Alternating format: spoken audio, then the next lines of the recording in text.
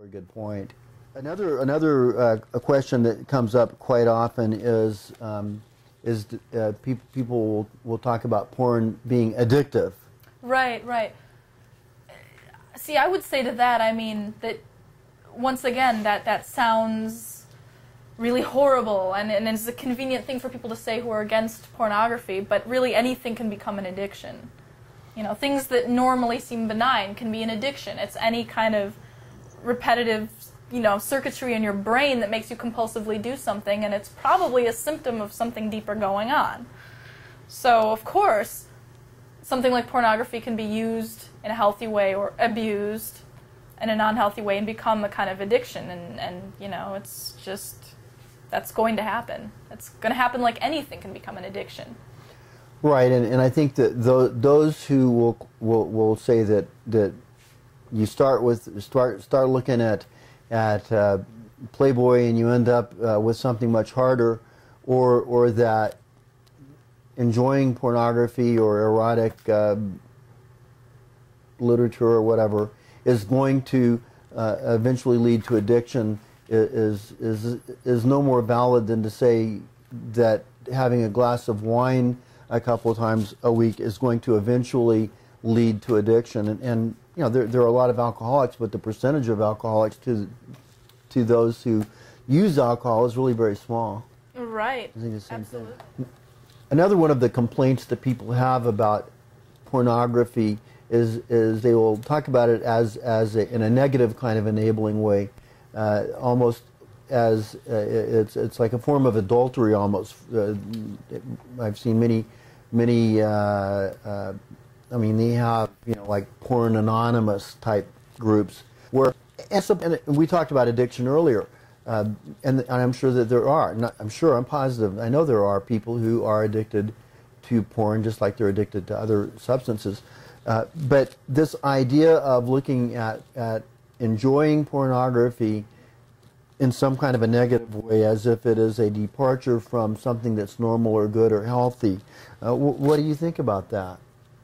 Well, we have to ask ourselves, you know, what we think about any kind of masturbation that's outside of a relationship that we're in. Is that cheating? Why do people feel threatened by that, and why do people get mad at it?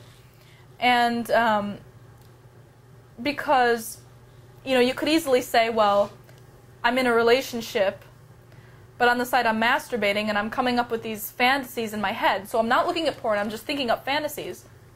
Is that cheating? You see, so I have a different conception of all this. I think that masturbation, doing your own autoerotic stuff outside of a relationship can be very healthy. I mean, often in a relationship, do you do everything together? I mean, sometimes you might go on a walk by yourself, or you might go on a fishing trip with your friends, or things that are outside. I think that it's nice to have one's own private experiences, and I think masturbation is a perfectly normal. I've masturbated while I've been in relationships. I go into my own world. I have my own. It's my own thing. It's not.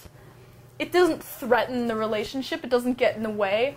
It's not even about the fact that I'm dissatisfied with my relationship, so I need to go masturbate. I don't think it's necessarily about that. I think that can come up. Sure, that can come up.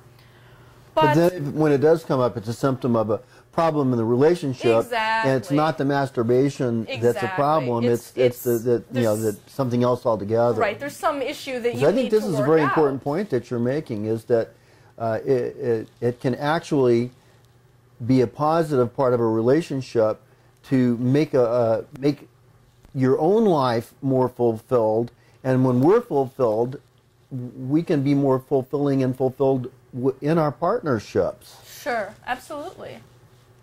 I don't think there's any reason for people necessarily to feel threatened. And obviously, there are nuances of every relationship, so I'm not, I'm just trying to add a new perspective to the way we view this, because I don't see masturbation as threatening a relationship. I mean, Well, I think that's a very good point, because